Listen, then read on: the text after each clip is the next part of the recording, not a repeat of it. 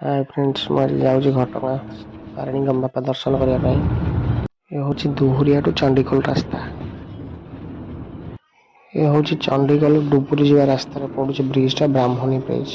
ब्राह्मणी नदी ऊपर bridge T नुआ काम भी चलती आ गोटे ब्रिज तैयारी भी चली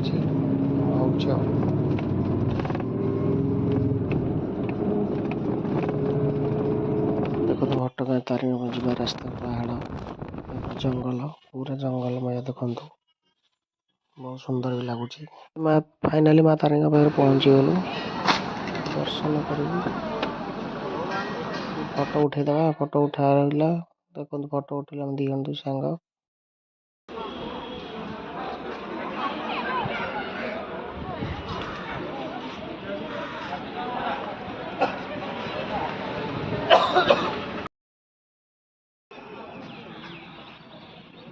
दर्शन सारी फेरुची बाटर जंगल रास्ता पूरा देखु।